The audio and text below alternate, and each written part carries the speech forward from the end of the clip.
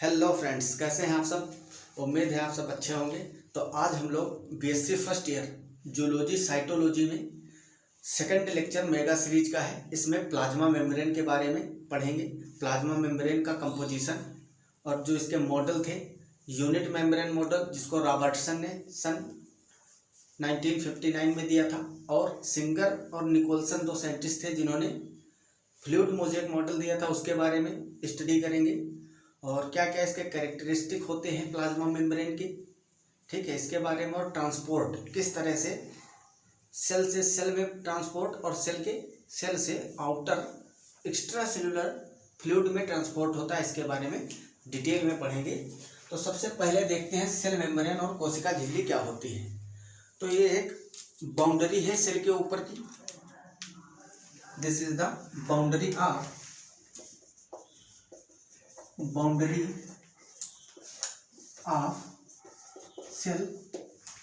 Cell membrane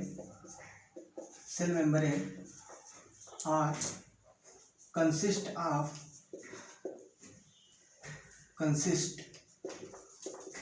of carbohydrate molecules and phospholipids।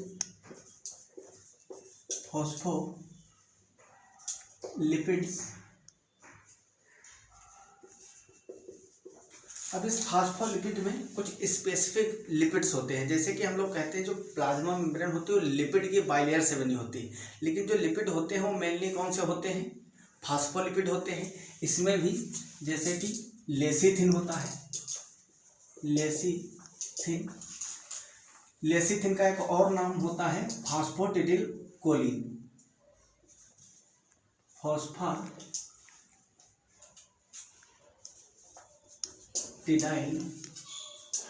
Colin. और कौन से फॉस्फोलिपिड हो सकते हैं, फास्फाटिडाइल इथेनोलेमिन,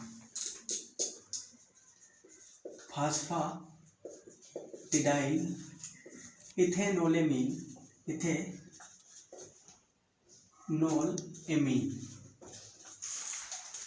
कुछ और फास्फोलिपिड होते हैं जैसे कि स्फिंगोमाइलिन,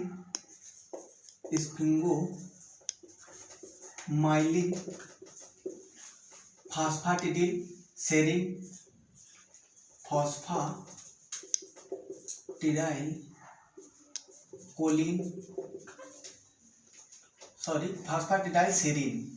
फास्फाटिडाइल सेरिन। ये इंपॉर्टेंट फास्फोलिपिड हैं जो सेल मेम्ब्रेन में प्रेजेंट होते हैं। कार्बोहाइड्रेट है फास्फोलिपिड में, जैसे लेसिथिन, फास्फाटिडाइल कोलिन और फास्फाटिडाइल इथेनोलेमिन, स्फिंगोमाइलिन, फास्फाटिडाइल सेरिन। इसके अलावा इसमें प्रोटीन्स होते हैं, और सम स्टेरॉयडल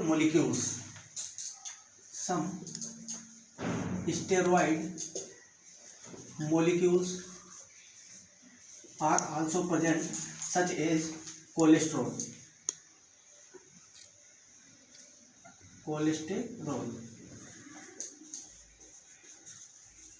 तो ये कंपोजिशन होता है सेल मेम्ब्रेन का। सेल मेम्ब्रेन जो है, सेल के ऊपर एक बाउंड्री होती है। Cell membrane are consist of carbohydrate, phospholipid, इसमें लेसिथिन बहुत इंपॉर्टेंट है, ठीक है।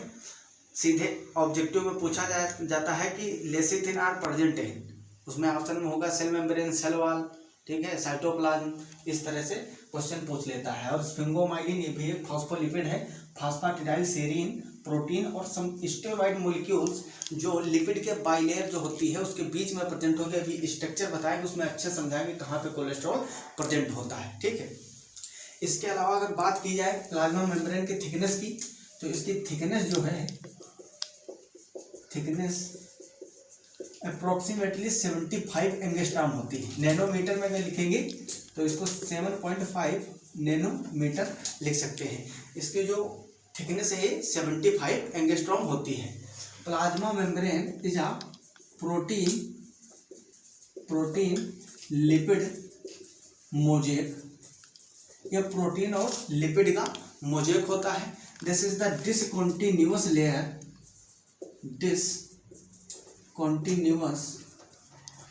discontinuous bilayer ये कॉन्टिन्यूस नहीं होती, कैसे होती है? डिसकॉन्टिन्यूस, क्योंकि अभी इसमें बताएंगे इसके मेन कैरेक्टरिस्टिक में फ्लूइडिटी बहुत इंपॉर्टेंट इसका कैरेक्टर है, जिसके कारण ये डिसकंटिन्यूअस बाइलेयर होती है। And proteins are embedded, proteins are partially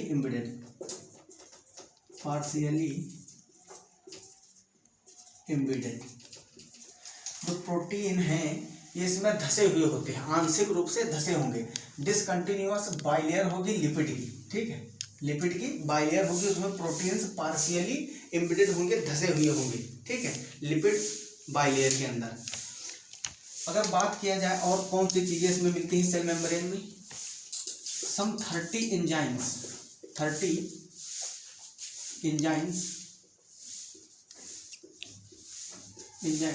are also present in cell membrane, and some ions like sodium ion, potassium ion and activated Mg2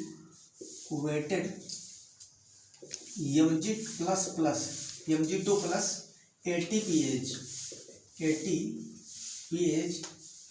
are most important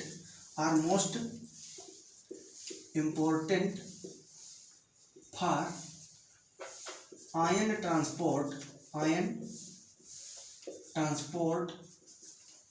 across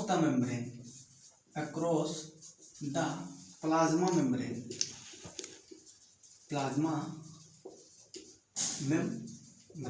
ठीक। जो ion होते हैं sodium ion, potassium ion, कुछ activated Mg++ ATPase, ये क्या ATPase enzyme है, ठीक है, are most important for ion transport across the plasma membrane. Plasma membrane is semi permeable, in nature,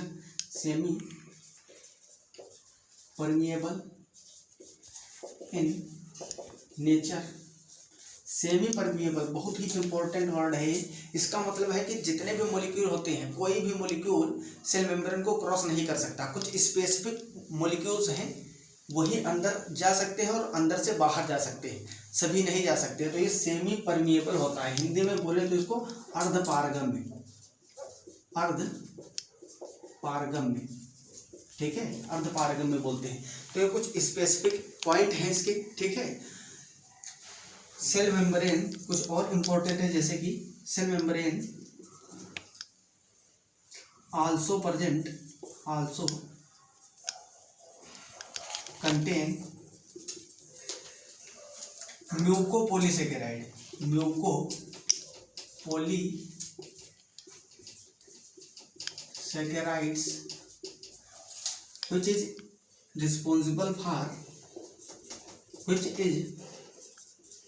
responsible for immunological property। इसमें जो है म्यूकोपॉलीसेकेराइड भी प्रेजेंट होते हैं, जो कि इम्यूनोलॉजिकल प्रॉपर्टी के लिए रिस्पॉन्सिबल होते हैं। बहुत ही इंपॉर्टेंट है पॉइंट, तो आप लोग इसको पॉज करके नोट करेंगे। बहुत जितने भी इंपॉर्टेंट पॉइंट से थे उसको मैंने आपको बता दिया है। और बता दो, सेल मेम्ब्रेन को प्लाज्मा मेम्ब्रेन भी बोलते हैं। क्या बोलते हैं? प्लाज्मा मेम्ब्रेन भी बोलते हैं। और क्या बोलते हैं इसको? सेल लेमा भी बोलते हैं, सेल लेमा भी बोलते हैं। सेल लेमा और प्लाज्मा मेम्ब्रेन, प्लाज्मा लेमा अलग अलग।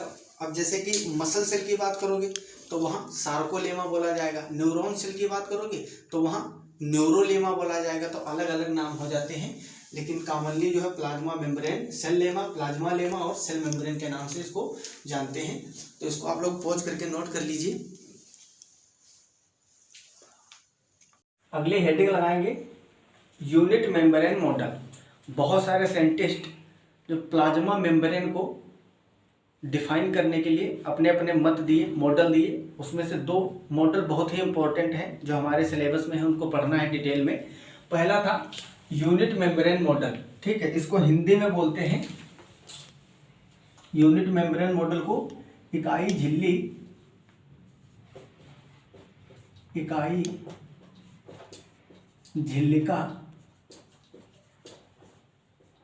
सिद्धांत, नमूना, ठीक है। तो इसको एक साइंटिस्ट थे रॉबर्टसन, सन 1959 में रॉबर्टसन ने इस मॉडल को प्रपोज किया था, रॉबर्टसन,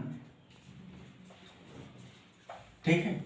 इन्होंने बताया जो प्लाज्मा मेम्ब्रेन होती है, plasma membrane consist of, plasma membrane consist of 3 layers, 3 layers, 2 layers are made up of proteins and one layer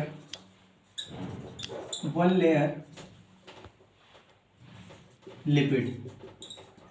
Robertson ने सन 1959 में यूनिट मेम्ब्रेन मॉडल को प्रपोज किया और उन्होंने बताया जो प्लाज्मा मेम्ब्रेन होती है 3 लेयर से मिलकर बनी होती है, ठीक है। इसका जो कंपोजिशन है वो 3 लेयर से मिलकर बना होता है, जिसमें से 2 लेयर प्रोटीन की होती है और एक लेयर लिपिड की होती है, ठीक है। फिर इस नमूने को आगे चलकर डिस्कार्ड भी किया गया। इनके हिसाब से इस तरह से था कि कुछ प्रोटीन मॉलिक्यूल्स होते हैं, तो 2 लेयर इस तरह से प्रोटीन की बनी होती हैं और उसके बीच में लिपिड मॉलिक्यूल्स होते हैं, ठीक है, लिपिड मॉलिक्यूल्स। ये यूनिट मेम्ब्रेन सिस्टम है। ये क्या है आपकी एक सेल की मेम्ब्रेन है, मान लो इस तरह से,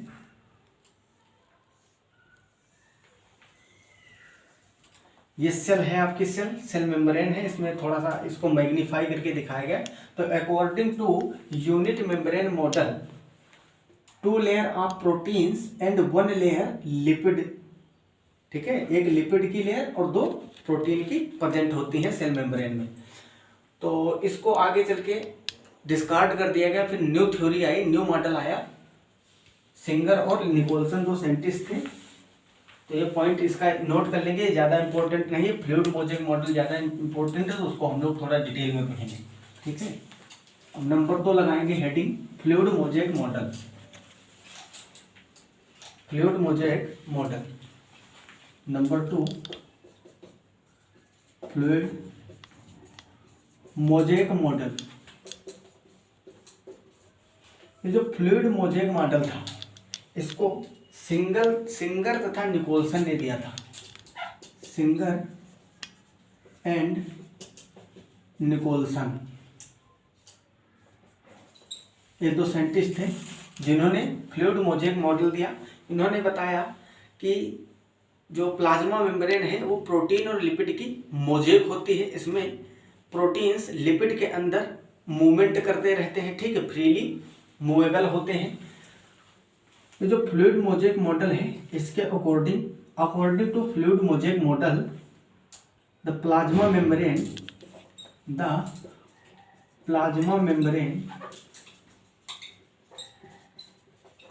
आर कंसिस्ट लिपिड बाइलेयर। अब इस लिपिड बाइलेयर में कौन से लिपिड होंगे? फॉस्फोलिपिड। अभी बताए थे फॉस्फोलिपिड, लेसिथिन, फास्फाटिडाइल कोलिन, फास्फाटिडाइल सेरीन, फास्फाटिडाइल इथेनोलेमिन, ठीक है, और कोलेस्ट्रॉल, ये सब प्रेजेंट होंगे। और इस बाइलेयर जो लिपिड की है इसके अंदर प्रोटीन धसे हुए होते हैं, प्रोटीन्स धसे हुए होते हैं, प्रोटीन्स और कार्बोहाइड्रेट और कोलेस्ट्रॉल से मिलकर बनी होती है। तो फ्लूइड मोज़ेक मॉडल के अनुसार अगर देखा जाए तो प्लाज्मा मेम्ब्रेन लिपिड की बाइलेयर होती है जिसमें प्रोटीन, कार्बोहाइड्रेट और कोलेस्ट्रॉल ये सब उसमें धसे हुए होते हैं। इसमें 2 प्रकार की प्रोटीन्स पाई जाती हैं, एक होते हैं एक्सट्रिंसिक और इंट्रिंसिक। एक्सट्रिंसिक प्रोटीन्स और इंट्रिंसिक प्रोटीन्स। ठीक है, ये जो एक्सट्रिंसिक प्रोटीन है ये प्लाज्मा मेम्ब्रेन के सरफेस पे होंगी, present on the outer surface of the plasma membrane. और जो इंट्रिंसिक प्रोटीन है, इंट्रिंसिक प्रोटीन लिपिड बाइलेयर के बीच में प्रेजेंट होती है। तो प्रेजेंट बिटवीन द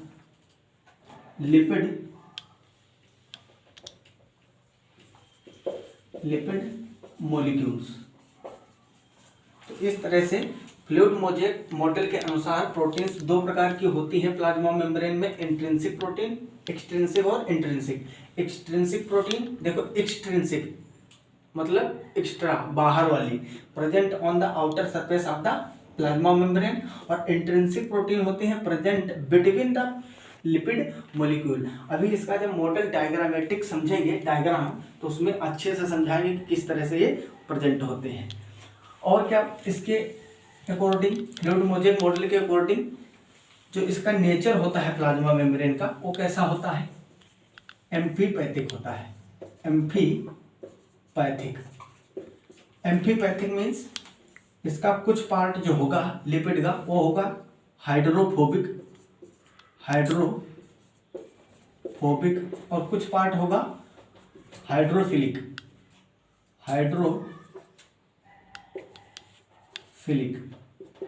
जो हाइड्रोफिलिक पार्ट होगा इसको पोलर पार्ट भी बोलते हैं। क्या बोलते हैं? Polar part of the lipid. और इसको वाटर सोल्यूबल भी बोल सकते हैं, वाटर सोल्यूबल।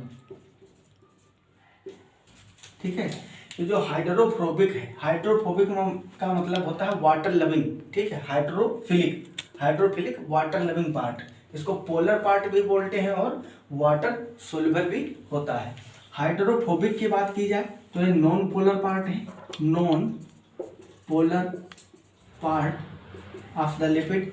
और इसको वाटर इनसोल्यूबल होता है। कैसा होता है? Water insoluble. ठीक है, तो एक खास पॉइंट है, इसको आप लोग रट के रहिए, एकदम सेम यहीं से टोटल पूछता है। ठीक है, एग्जाम में। और ऐसे कि मतलब जिस तरह से ये स्ट्रक्चर बना रहा हूँ इसी तरह से लिपिड मॉलिक्यूल प्रेजेंट होते हैं।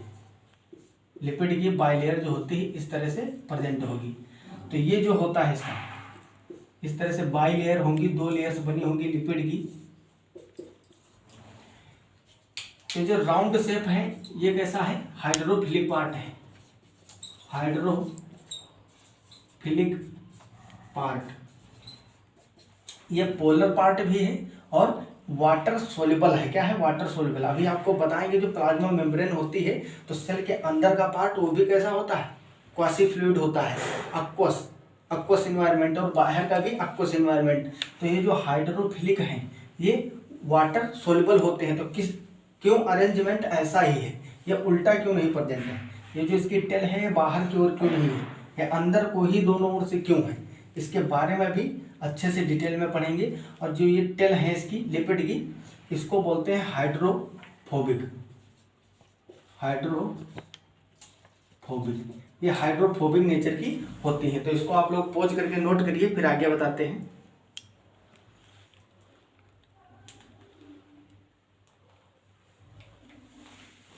आई होप आप लोग पॉज करके नोट कर लिए होंगे। तो जो फ्लूइड मोजेक मॉडल है इसके कुछ और इम्पोर्टेंट भी पॉइंट हैं जिसको हम लोग नोट करेंगे, फिर देखते हैं इसका स्ट्रक्चर और ट्रांसपोर्ट के बारे में डिस्कस करते हैं। इसके मेन कैरेक्टरिस्टिक जो है, नंबर 1 फ्लूइडिटी बहुत ही इंपॉर्टेंट कैरेक्टर है प्लाज्मा मेम्ब्रेन का। इसके थ्रू बहुत सारे ऐसे फंक्शन है सेल के जो फ्लूइडिटी के थ्रू होते हैं। इसकी फ्लूइडिटी जो होती है प्लाज्मा मेम्ब्रेन की किसके कारण होती है? इसका रीजन क्या है? जो इसमें प्रेजेंट होते हैं लिपिड, वो कैसे होते हैं, वो भी फ्लूइडिटी नेचर के होते हैं, हम बहुत ज़्यादा फ्लूइडिटी होती है उसमें, ठीक है। तो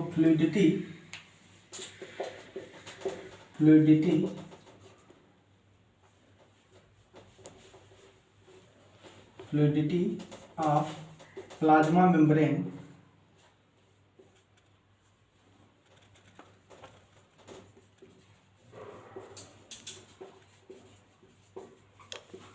ड्यू टू फ्लूइडिटी ऑफ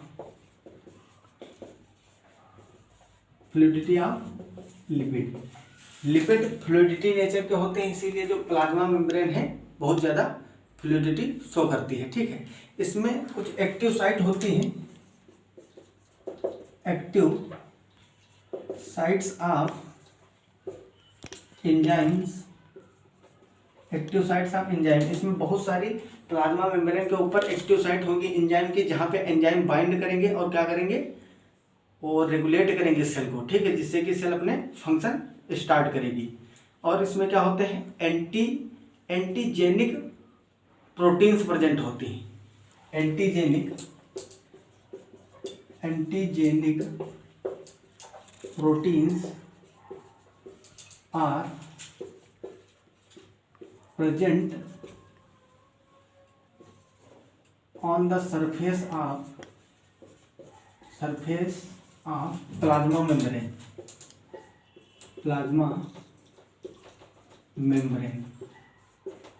तो प्लाज्मा मेम्ब्रेन की आउटर सरफेस होगी और इनर सरफेस, दोनों ओर एंटीजेनिक प्रोटीन्स प्रेजेंट होते हैं और कुछ साइट एक्टिव साइट होती हैं एंजाइम के बाइंड करने के लिए। और इसका अगर सेकंड देखा जाए कैरेक्टर, इंपॉर्टेंट कैरेक्टर, तो वो है इंडोसाइटोसिस। और इंडोसाइटोसिस दो टाइप के होते हैं, फाइगोसाइटोसिस और पिनोसाइटोसिस। फाइगोसाइटोसिस और पिनोसाइटोसिस क्या होता है, इसके बारे में भी पढ़ेंगे। इंडोसाइटोसिस। थर्ड है एक्जोसाइटोसिस।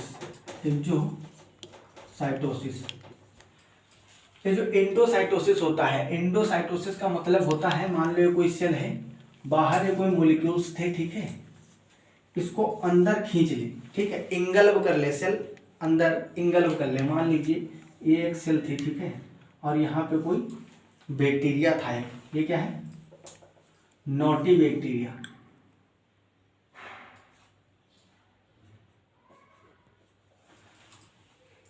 सेल को थोड़ा बड़ा बना देते हैं।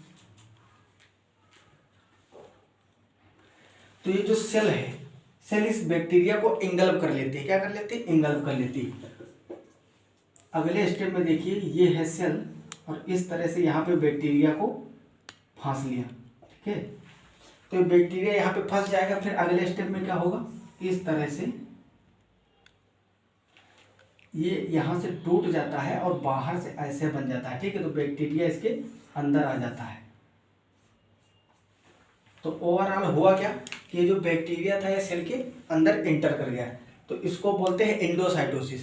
या कोई भी पार्टिकल या सब्सटेंस लिक्विड जो अंदर जाता है, ठीक है, सेल के अंदर जब जाता है तो इस प्रोसेस को, इस फिनोमिना को बोलते हैं इंडोसाइटोसिस। क्या बोलते हैं, इंडोसाइटोसिस।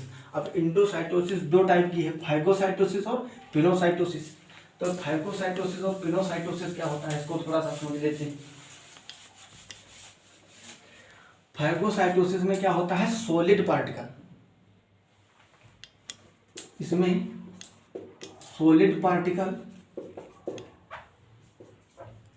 या सॉलिड फूड बोल सकते हो, सेल का फूड, ठीक है, और सॉलिड मैक्रोमोलिक्यूल्स और बैक्टीरिया, इन्फेक्शियस एजेंट जैसे बैक्टीरिया एक्सेट्रा etc। इस तरह की चीज़ों को जब सेल अंदर इंटर करेगा, सेल के अंदर सेल इंगल्ब करेगी सॉलिड पार्टिकल को, सॉलिड फूड पार्टिकल और सॉलिड माइक्रोमोलिक्यूल्स, इन्फेक्शियस एजेंट जैसे बैक्टीरिया, तब बोलेंगे हम उस फिनोमेना को फैगोसाइटोसिस। फैगोसाइटोसिस का एक और नाम होता है, इसको सेल ईटिंग भी बोलते हैं। क्या बोलते हैं? Cell eating. ठीक है, बहुत इंपॉर्टेंट है, क्वेश्चन यहाँ पूछता है। पिनोसाइटोसिस को बोलते हैं सेल ड्रिंकिंग। सेल ड्रिंकिंग, ठीक है, सेल ड्रिंकिंग बोलते हैं। पिनोसाइटोसिस क्या होता है? देखो अब ये एंडोसाइटोसिस के अंदर ही आता है, मतलब मॉलिक्यूल इसमें भी सेल के अंदर ही आते होंगे। लेकिन डिफरेंस क्या है फैगोसाइटोसिस से? फैगोसाइटोसिस में सॉलिड पार्टिकल अंदर आते हैं और इसमें जो लिक्विड मटेरियल होता है, सब्सटेंस, वो अंदर आता है। ऐसा समझिए, ये है फैगोसाइटोसिस को शो कर रहा है। इसमें जो सॉलिड पार्टिकल्स होंगे वो अंदर आएंगे तो हम बोलेंगे फैगोसाइटोसिस हो रहा है। जब सेल सॉलिड पार्टिकल को या इन्फेक्शियस एजेंट को, बैक्टीरिया जैसे, उनको एंगल्प करेगी, तब बोलेंगे फैगोसाइटोसिस। और जब सेल के अंदर लिक्विड मटेरियल, लिक्विड सब्सटेंस, ठीक है, अंदर आएंगे तो उसको बोलेंगे पिनोसाइटोसिस या सेल ड्रिंकिंग। क्या बोलेंगे? Cell drinking. ठीक है, तो इसमें लिक्विड मटेरियल, लिक्विड सब्सटेंस, जो तरल पदार्थ होते हैं उनको अंदर चूसल होता है, अंदर की ओर खिंचाव होता है, जिसको बोलते हैं पिनोसाइटोसिस। बात की जाए एक्जोसाइटोसिस की, तो एक्जोसाइटोसिस क्या है? जब सेल से वेस्ट प्रोडक्ट कुछ बनते हैं सेल के अंदर, उस वेस्ट प्रोडक्ट को क्या है? वास्ट प्रोडक्ट, इसको बाहर निकालने का जो प्रोसेस है, इस प्रोसेस को बोलते हैं एक्जोसाइटोसिस। ठीक है, इसको वास्ट प्रोडक्ट, जैसे कि सेल के अंदर भी आगे सेल ऑर्गेनेल्स में पढ़ेंगे, लाइसोसोम्स होते हैं, तो लाइसोसोम में बहुत सारे हाइड्रोलेज एंजाइम होते हैं, हाइड्रोलिटिक एंजाइम, जो क्या करते हैं? वास्ट प्रोडक्ट को डाइजेस्ट कर देते हैं सेल के अंदर। तो सेल के अंदर बहुत सारे वास्ट प्रोडक्ट प्रेजेंट होते हैं, वो बाहर निकाले जाते हैं, क्योंकि अगर बाहर नहीं निकाले जाएंगे वास्ट प्रोडक्ट तो जो सस्पेंड हो जाएगी सेल, ठीक है, अपने फंक्शन नहीं कर पाएगी अच्छे से। तो इसको निकालने का जो प्रोसेस, उसको बोलते हैं एक्जोसाइटोसिस। ठीक है, तो ये मेन कैरेक्टर थे कुछ फ्लूइड मोजेक मॉडल के। अभी और भी हैं कुछ, तो उसको भी दिखाते हैं, आप लोग इसको पॉज करके नोट करिए।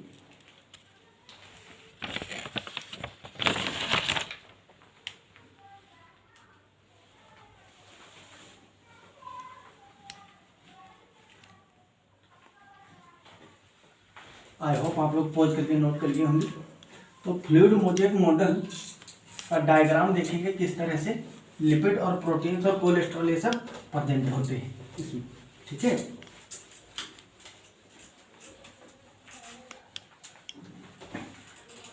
फिर इसके बाद ट्रांसपोर्ट देख लेते हैं, किस तरह से ट्रांसपोर्ट होता है सेल मेम्ब्रेन का क्रॉस। ये मान लीजिए आपकी एक कोई सेल थी,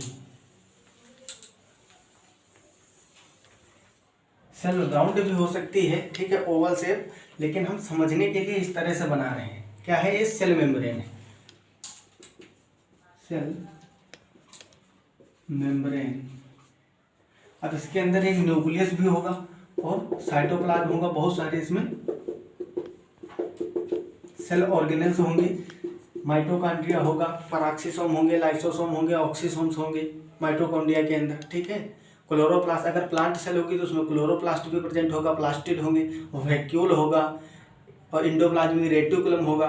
ठीक है, तो ये सारी चीज़ें प्रेजेंट होंगी। हमको देखना है भी सेल मेम्ब्रेन के बारे में। तो जो सेल मेम्ब्रेन है, इसका फ्लूइड मोजेक मॉडल था, उसके अकॉर्डिंग हम देखेंगे किस तरह से फ्लूइड मोजेक मॉडल अरेंजमेंट होती है उसकी। तो यहाँ पे हम थोड़ी सी प्लाज्मा मेम्ब्रेन को कट करके थोड़ा मैग्नीफाई करके आपको दिखाएंगे। कैसे दिखाएंगे? मैग्नीफाई करके। चलो यहाँ दिखा देते हैं। इस तरह से लिपिड की बाइलेयर होती है। ये पोलर एंड है, हाइड्रोफिलिक अभी बताए थे आपको, और इस तरह से इसमें टांगे लगी होती है, इसको टेल बोलते हैं इसका। ठीक है, क्या बोलते हैं? टेल। ये रियल में फैटी एसिड होते हैं। क्या होते हैं? Fatty acid. लिपिड काहे से मिलकर बने होते हैं? जब बायोकेमिस्ट्री पढ़ाएं तो उसमें बताएंगे कि लिपिड की कंपोजिशन क्या होती है। तो अभी इतना याद रखें कि ये पोलर एंड है लिपिड का, पोलर एंड, और ये हाइड्रोफिलिक होता है। और अंदर की ओर जो प्रक्षेपित है ये नॉन पोलर एंड है। क्या है? इसको बोलते हैं हाइड्रोफोबिक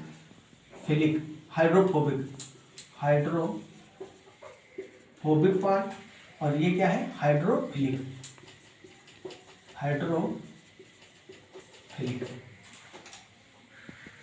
ये आपकी है प्लाज्मा मेम्ब्रेन, ठीक है। ये प्लाज्मा मेम्ब्रेन जो पूरी है इसी तरह से अरेंज होगी, ठीक है, जिस तरह से यहाँ पे मैंने बताया है। तो इसमें एक लीफलेट ऊपर है और एक नीचे लीफलेट है। ये पोलर एंड है और ये क्या है, जो टेल अंदर की ओर है इसको बोलते हैं नॉन पोलर एंड या हाइड्रोफोबिक पार्ट, और ये हाइड्रोफिलिक है।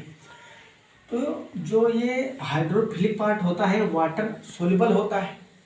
अब अगर बात किया जाए सेल के एनवायरनमेंट की, तो अंदर का जो एनवायरनमेंट है ये भी कैसा होता है, एक्वस होता है, और बाहर का जो एनवायरनमेंट है ये भी एक्स्ट्रा सेलुलर फ्लूइड है वो भी एक्वस होता है। कैसा होता है, एक्वस, जलीय होता है, वातावरण दोनों। तो ये इसकी जो अरेंजमेंट है, पोलर पार्ट जो है ये डिजोल्व हो जाता है वाटर में। अच्छा, अंदर की ओर क्या है, अंदर की ओर केवल लिपिड है। क्या है, लिपिड, और फैटी एसिड प्रेजेंट है। ये क्या है, फैटी एसिड के बने होते हैं, फैटी एसिड, जिसको हम ऑयल भी बोल सकते हैं। क्या बोल सकते हैं, ऑयल। अब बात ये है कि इसका अरेंजमेंट इसी तरह का क्यों है। अगर वाटर के अंदर मान लो तुम 2 ड्रॉप ऑयल के डालते हो तो एक में इंटरमिक्सिंग हो जाती है, तो वो मिक्स हो जाते हैं। अगर पानी में 2 बूंद या 3 बूंद, कितनी भी बूंद जल में अलग अलग डाल दो तेल की, ऑयल की, तो जल्दी से एक पास मिक्स हो जाती हैं। तो जो अंदर का पार्ट इसका है फैटी एसिड से बना हुआ है, जैसे कि ऑयल, बाहर भी पानी, अंदर भी पानी और बाहर भी पानी। तो वाटर में जिस तरह से आप ऑयल डालोगे तो जो कंडीशन वो होगी उसी तरह की कुछ कंडीशन यहाँ है, इधर भी पानी इधर भी पानी। तो वाटर में फैटी एसिड प्रेजेंट है, तो फैटी एसिड एक और आना चाहेंगे। ये जो रिंग लाइक बना है ग्रीन कलर का, ये तो पोलर पार्ट है वाटर सोल्यूबल, लेकिन ये वाटर इनसोल्यूबल पार्ट है, ऑयल है, ऑयल के जैसे, ठीक है। तो ये एक और आने की कोशिश करेगा, इसीलिए ये इस तरह से अरेंज होते हैं, ठीक है।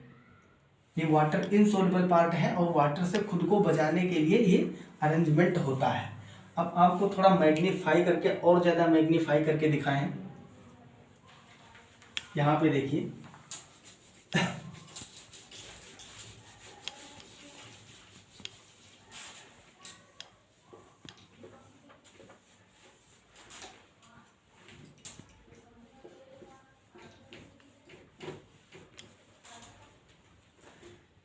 This is the polar and, और ये कैसा है, नॉन पोलर या हाइड्रोफोबिक, और ये हाइड्रोफिलिक है। इसके अंदर कोलेस्ट्रॉल के मॉलिक्यूल्स प्रेजेंट होते हैं बीच में। आपको बताया था प्लाज्मा मेम्ब्रेन जो है कोलेस्ट्रॉल में भी पाया जाता है। इसमें इस तरह से कोलेस्ट्रॉल प्रेजेंट होता है। अब लिपिड की ये बाई लेयर है, एक ऊपर है एक नीचे है, तो ये दोनों लेयर एसिमेट्रिकल और नॉन आइडेंटिकल होती हैं। कैसी होती हैं, एसिमेट्रिकल होती है और नॉन आइडेंटिकल। क्यों होती है, क्योंकि जो ऊपर का लीफलेट है, ये एक लीफलेट है लिपिड का, और एक ये नीचे वाला लीफलेट है, दोनों मिलके बाइलेयर बना रहे हैं। तो ऊपर जो लिपिड प्रेजेंट है वो नीचे नहीं होंगे, सिमिलर लिपिड से मिलकर नहीं बनी होती है। नीचे वाले में लिपिड कुछ और होंगे और ऊपर की लीफलेट में दूसरे प्रकार के लिपिड प्रेजेंट होंगे। इसलिए इसको बोलते हैं कि ये सिमेट्रिकल भी नहीं होती है और आइडेंटिकल भी नहीं होती है। कुछ और भी चीज़ें हैं जिसके कारण इसको डिफाइन कर सकते हो आप, अलग अलग कर सकते हो। जैसे कि कुछ प्रोटीन आउटर सरफेस पे लगी होंगी और कुछ इनर सरफेस में। ये सेल के अंदर है और वो बाहर का एनवायरनमेंट है। तो ऊपर प्रोटीन्स कुछ और प्रेजेंट होंगी और नीचे की ओर दूसरी प्रकार की प्रोटीन होंगी। तो उस तरह से भी ये आइडेंटिकल नहीं होंगी क्योंकि ये डिफरेंट हो जाएगी, ठीक है। तो ऊपर का जो पार्ट होता है वो मेनली किस चीज़ का बना होता है, ऊपर की लीफलेट में प्रेजेंट होते हैं लिपिड। उनके नाम कुछ बता रहे हैं, आपको लिख लीजिए। ये ऊपर की लीफलेट है और ये नीचे की लीफलेट है, ठीक है। तो ऊपर वाली लीफलेट मेनली बनी होती है लेसिथिन की, किसकी, लेसिथिन एक फॉस्फोलिपिड है, स्टार्टिंग में ही बताए थे। इसको फॉस्फाटिडाइल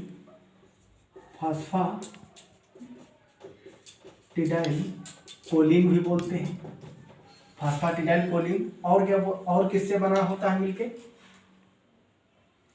स्फिंगोमाइलिन।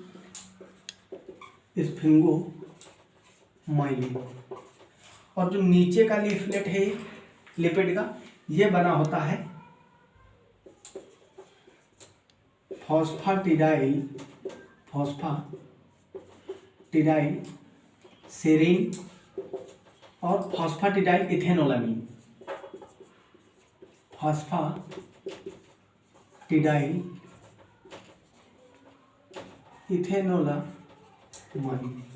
ठीक है, तो इस तरह से याद रखो कि ये जो आउटर लीफलेट है बाहर का, वो किससे बना होता है? लेसिथिन या फॉस्फाटिडाइल कोलिन या स्फिंगोमाइलिन। ये एक ही चीज है, लेसिथिन फॉस्फाटिडाइल कोलिन, और ये दूसरा है स्फिंगोमाइलिन। और नीचे का जो लीफलेट है लिपिड का, ये फॉस्फाटिडाइल सेरीन और फॉस्फाटिडाइल इथेनोलामीन से मिलकर बना होता है। ठीक है, अब इसमें जो प्रोटीन की अरेंजमेंट होती है और कार्बोहाइड्रेट होते हैं वो किस तरह से पाए जाते हैं उसको भी देख लेते हैं। ठीक है, तो इतना समझ में आ गया होगा कि दोनों लीफलेट हैं, बाइलेयर हैं, ये दोनों सिमिलर नहीं होती हैं, सिमेट्रिकल नहीं होती हैं और आइडेंटिकल नहीं होती हैं। ठीक है, सीधा क्वेश्चन यहाँ से पूछता है, तो इसको आप लोग नोट करेंगे। उसके बाद में आपको आगे बताते हैं प्रोटीन और कार्बोहाइड्रेट किस तरह से इससे जुड़े होते हैं प्लाज्मा मेम्ब्रेन से। एक एक पॉइंट नोट करते जाएंगे, यहीं से क्वेश्चन पूछेगा, सारे क्वेश्चन बनेंगे यहाँ पे।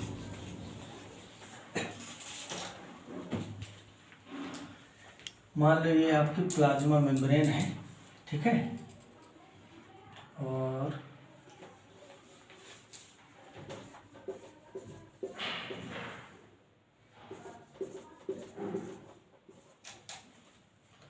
इस तरह से इसमें इसकी टेल लगी हुई है।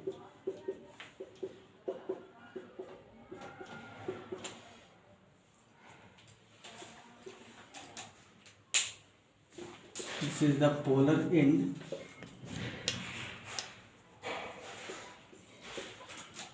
और this is the non-polar end।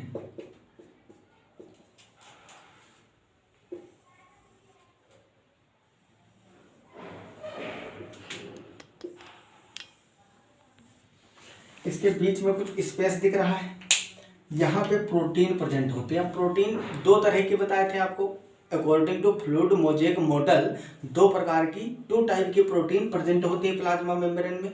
Extrinsic जो आउटर सरफेस पे होंगी और इंट्रिंसिक जो लिपिड के बीच में होंगी, बिटवीन द लिपिड मॉलिक्यूल लिखाए थे ना अभी। तो इसमें कुछ प्रकार के खास प्रकार की प्रोटीन्स होती हैं जो यहाँ पे प्रेजेंट होती हैं लिपिड मेम्ब्रेन के बीच में, इस तरह से। ठीक है, ये पेंटामर होती हैं, 5 प्रकार की प्रोटीन से मिलकर बनी होती है, 1 2 3 4 5। ठीक, इसी तरह से यहाँ भी अरेंजमेंट होगा 1 2 3 4 5। ये है चैनल, क्या है? Channel protein.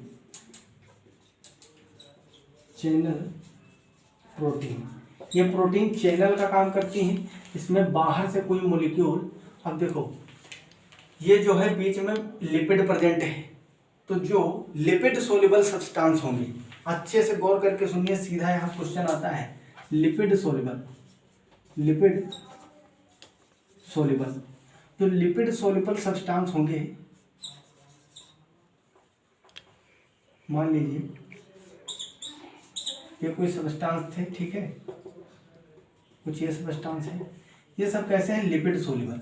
तो लिपिड सोल्यूबल जो सब्सटेंस होंगे वो इजीली प्लाज्मा मेम्ब्रेन को क्रॉस कर जाएंगे, और जो वाटर सोल्यूबल होंगे, ठीक है, ये जो पोलर एंड है चार्ज्ड एंड भी होता है। कैसा होता है? चार्ज होता है, चार्ज्ड पार्ट होता है। ठीक है, इस पर चार्ज होता है। तो जो छोटे स्मॉल मॉलिक्यूल होंगी और लिपिड सोल्यूबल होंगी, वो तो जनरली सिंपली पास आउट हो जाएंगे मेम्ब्रेन से, लेकिन जो बड़े मोलिक्यूल होंगे, मैक्रो मोलिक्यूल और चार्ज्ड होंगे, तो ये भी चार्ज्ड है पोलर एंड, और अगर मोलिक्यूल जो पास कर रहा है वो भी चार्ज्ड है तो पास कर पाएगा, नहीं कर पाएगा तो उसके लिए कुछ खास प्रकार का अरेंजमेंट होता है प्रोटीन्स का। ठीक है, मान लो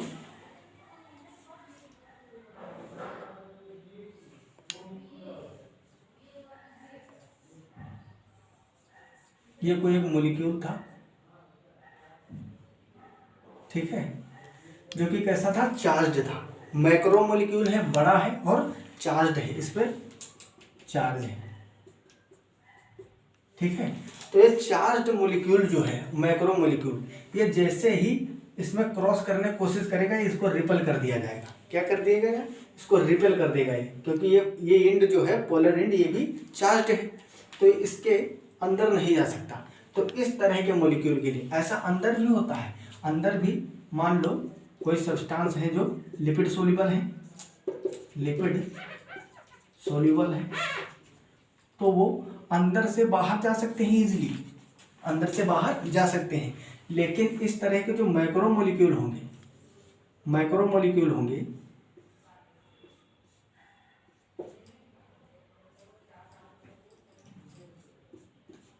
जो चार्ज्ड है, ठीक है, जो ये जैसे ही एंटर करने की कोशिश करेंगे तो ये क्या हो जाएंगे, रिपेल कर दिए जाएंगे। तो इस प्रकार के जो मैक्रो मोलिक्यूल हैं, चार्ज्ड मोलिक्यूल हैं और लिपिड इनसोल्युबल हैं, ऐसे मोलिक्यूल को प्लाज्मा मेम्ब्रेन से क्रॉस करने के लिए, बाहर से अंदर और अंदर से बाहर, उसके लिए स्पेशल अरेंजमेंट होती है, स्पेशल टाइप के प्रोटीन्स प्रेजेंट होते हैं। तो उसी स्पेसिफिक प्रोटीन का एक एग्जाम्पल है चैनल प्रोटीन। अभी और भी आपको बताएंगे, पंप लगी होती हैं, ठीक है, सोडियम पोटेशियम आयन पंप आप लोग पढ़े ही होंगे कहीं ना कहीं, तो उसको भी बताएंगे। तो ये चैनल जो होता है ये 5 प्रकार की प्रोटीन से मिलकर बना होता है, पेंटामेरिक प्रोटीन्स, ठीक है। और इसमें इस मोलिक्यूल को जब अंदर लोगे तो ये बाहर यहाँ से होते हुए बीच में एक कैनाल होती है, जो राउंड दिख रहा है ना तुमको, ये एक कैनाल है, पूरी कैनाल होगी, जैसे मार्कर है ना, तो मार्कर के अंदर एक कैनाल होगी, एक होल होगा आराम पार इधर से उधर तक। तो उसी तरह से इधर से इधर तक पूरा एक कैनाल होती है जिसके थ्रू इधर आते हैं। अब अगर वाटर की बात की जाए, वाटर, तो वाटर को अगर पास आउट करोगे तो वो भी रिपेल हो जाएगा, क्योंकि ये जो एंड है पोलर एंड, ये तो वाटर सोल्यूबल है, लेकिन जो अंदर लिपिड है इसमें से वाटर अंदर नहीं जा सकता, क्योंकि लिपिड से होके वही मोलिक्यूल जाएंगे जो लिपिड सोल्यूबल होंगे, ठीक है, वो सामने घुलनशील होंगे। बाकी जितने भी पदार्थ हैं उनके लिए स्पेसिफिक अरेंजमेंट की जरूरत है। तो वाटर की तो बहुत ही ज़्यादा इम्पोर्टेंस है, सेल के अंदर वाटर की बहुत ज़्यादा ज़रूरत है, ठीक है। तो वाटर को कैसे लाओगे, तो वाटर को लाने के लिए एक्वापोरिन्स होते हैं। क्या होते हैं, एक्वापोरिन, आप लोग पढ़े होंगे 11th में तो पढ़े ही होंगे। इस तरह के एक्वापोरिन्स होते हैं। एक्वापोरिन 8 प्रकार की प्रोटीन से मिलकर बने होते हैं। कितने, 8 प्रकार के प्रोटीन, 1 2 3 4 5 6 7 8, ठीक है। इसी तरह से 1 2 3 4 5 6 7 8, ये 8 प्रकार की प्रोटीन से मिलकर बने होते हैं, ठीक है। और इसमें जो कैनाल है इसके थ्रू वाटर अपने कंसंट्रेशन के अकॉर्डिंग, अगर वाटर का कंसंट्रेशन सेल के अंदर ज़्यादा है तो बाहर की ओर इसी से मूवमेंट कर जाएगा, अगर बाहर कंसंट्रेशन ज़्यादा है और अंदर कम है तो हमेशा एक कंसंट्रेशन हाई से लो की ओर इस एक्वापोरिन चैनल के थ्रू वाटर का मूवमेंट होता है। तो इसको भी याद रखेंगे, ठीक है। इसको बोलते हैं एक्वापोरिन, एक्वापोरिन चैनल,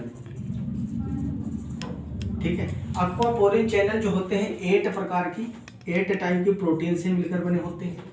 सीधा क्वेश्चन पूछता है एक्वापोरिन कितने प्रोटीन से मिलकर बने होते हैं, तो 8 प्रोटीन से मिलकर बने होते हैं ये एक्वापोरिन से, ठीक है। अब बात आती है, ये जो चैनल्स हैं ये स्पेसिफिक होते हैं। जो वाटर के लिए होगा एक्वापोरिन, इसमें सोडियम नहीं ट्रांसफर कर सकता, क्लोरीन नहीं कर सकता, प्रोटीन नहीं कर सकते, केवल वाटर ही ट्रांसपोर्ट होगा। और जो ये चैनल है अगर ये चैनल ग्लूकोज का चैनल है तो इसमें केवल ग्लूकोज ही अंदर से बाहर, बाहर से अंदर जा सकता है, बाकी सब्सटेंस नहीं। तो ये स्पेसिफिक चैनल्स कुछ खास मॉलिक्यूल्स के लिए होते हैं। अगर वाटर के लिए होगा तो एक्वापोरिन, ठीक है, इसी तरह से कुछ और मॉलिक्यूल्स के लिए। लेकिन कुछ सब्सटेंस ऐसे हैं जैसे हार्मोन्स वगैरह हैं, तो हार्मोन्स को किस तरह से अंदर बाहर ले जाया जाएगा, उसके लिए तो कोई स्पेसिफिक अरेंजमेंट है नहीं, स्पेसिफिक चैनल है नहीं। तो उसके लिए भी आउटर प्रोटीन होते हैं, एक्सट्रिंसिक। ये जो एक्वापोरिन और ये चैनल हैं, ये कैसे हैं, इंट्रिंसिक प्रोटीन के एग्जाम्पल हैं, क्योंकि ये लिपिड बाइलेयर के बीच में स्थित है। ठीक है, आपको बताया था जो इंट्रिंसिक प्रोटीन्स हैं वो between the lipid bilayer present होते हैं। और अगर बात की जाए एक्सट्रिंसिक प्रोटीन तो वो लिपिड बाइलेयर के आउटर सरफेस पे प्रेजेंट होते हैं। इस तरह से यहाँ पे समझिएगी, गौर करेंगे अच्छे से समझ पाएंगे। ये है लिपिड बाइलेयर आपकी, ठीक है। इस लिपिड बाइलेयर में कुछ खास तरह के बाहर प्रोटीन्स प्रेजेंट होते हैं, ठीक है। देखो कोलेस्ट्रॉल तो इसमें होता ही है, कोलेस्ट्रॉल प्रेजेंट होगा इसमें, ठीक है। कार्बोहाइड्रेट मॉलिक्यूल्स भी होंगे, ये क्या है, कोलेस्ट्रॉल, कोलेस्ट्रॉल, ये कोलेस्ट्रॉल है। और इसमें बहुत सारे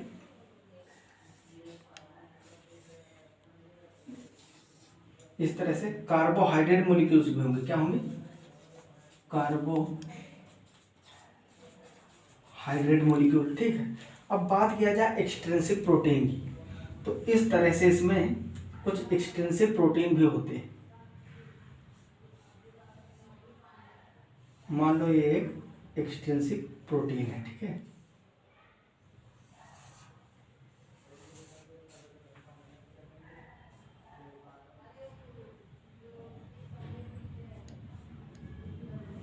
ये एक्सटेंसिव प्रोटीन है, ये आउटर मेम्ब्रेन के, ये मेम्ब्रेन के आउटर साइड में प्रेजेंट है। और यहाँ पे कोई सब्सटेंस था, ठीक है, हार्मोन्स मान लीजिए, क्या है, हार्मोन्स।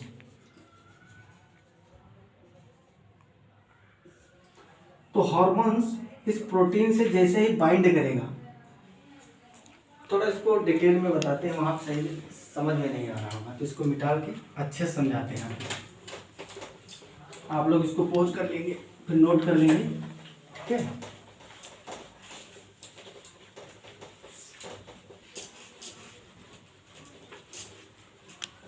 इंट्रिंसिक प्रोटीन को बता दिया, पढ़ेंगे एक्सट्रिंसिक प्रोटीन। ये आपकी लिपिड बाइलेयर थी,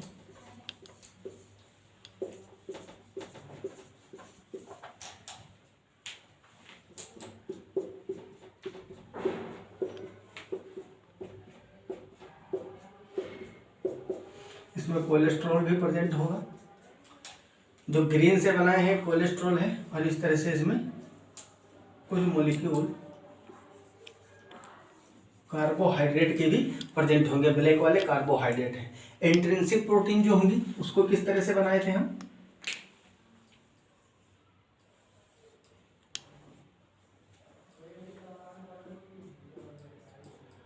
इस तरह से इंट्रिंसिक प्रोटीन होंगी।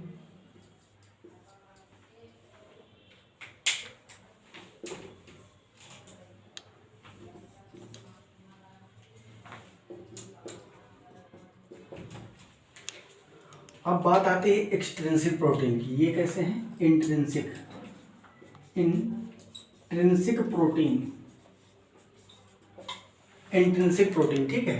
ये धसे हुए होते हैं, इसमें लिपिड बाइलेयर के मिड में होते हैं। अब कुछ ऐसे सब्सटेंस देखो, लिपिड सोल्यूबल जो होंगे वो तो लिपिड के थ्रू सिंपली अंदर बाहर जा सकते हैं। वाटर की बात करेंगे तो वाटर जो इंट्रिंसिक प्रोटीन चैनल होते हैं एक्वापोरिन्स, उसके थ्रू अंदर बाहर चले जाएंगे, ठीक है। अब बात आती है हार्मोन्स हैं, एंजाइम्स हैं, कुछ इंपॉर्टेंट मॉलिक्यूल्स हैं जो वाटर के चैनल से भी नहीं जा सकते हैं और लिपिड मेम्ब्रेन को भी नहीं क्रॉस कर सकते हैं। उसके लिए एक्सट्रिंसिक प्रोटीन्स होते हैं, बाहर प्रेजेंट होते हैं, ठीक है। मान लो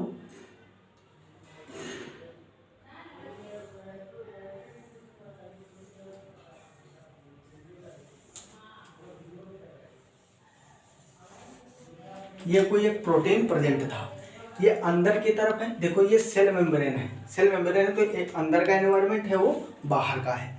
तो इसके आउटर सरफेस, ये आउटर सरफेस है, कंफ्यूजन बिल्कुल भी ना होना चाहिए, ये आउटर सरफेस है, ये इनर सरफेस है, ठीक है, प्लाज्मा मेम्ब्रेन की।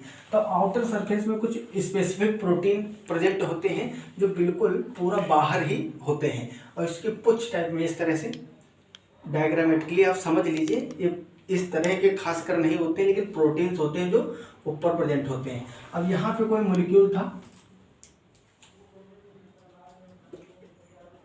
ये सब्सटेंस है हॉर्मोन्स,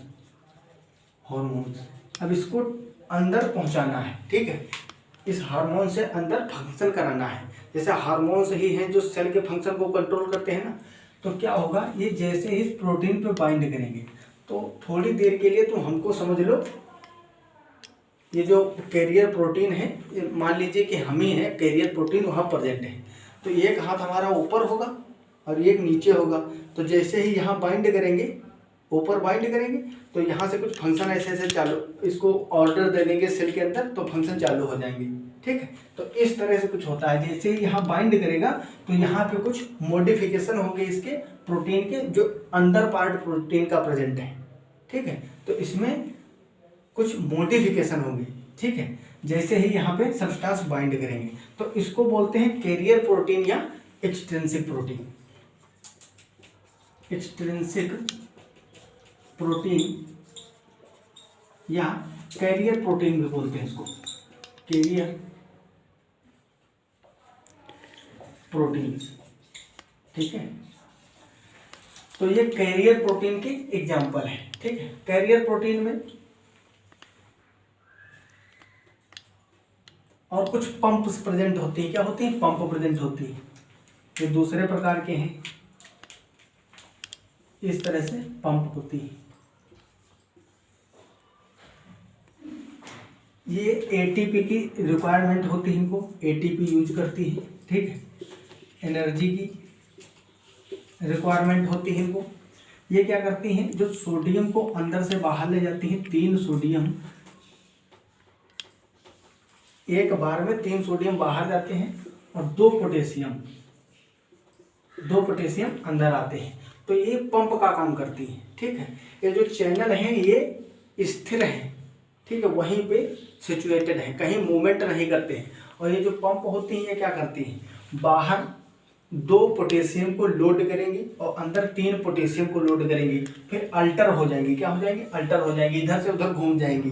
तो इधर पोटेशियम को लोड किए और इधर सोडियम को, फिर जब घूम गए तो पोटेशियम अंदर की ओर छोड़ गए और ऊपर बाहर की ओर सोडियम को छोड़ दिए। तो इसमें इस तरह से मूवमेंट होती है, अल्टर करते हैं, पहले यहाँ पे पोटेशियम बाइंड करेंगे, यहाँ सोडियम अंदर, और फिर उसको पलट देंगे, सोडियम बाहर छोड़ देंगे, पोटेशियम अंदर छोड़ देंगे, फिर से घूम जाएंगे, फिर लोडिंग करेंगे, फिर घूमेंगे, फिर लोडिंग करेंगे, फिर घूमेंगे।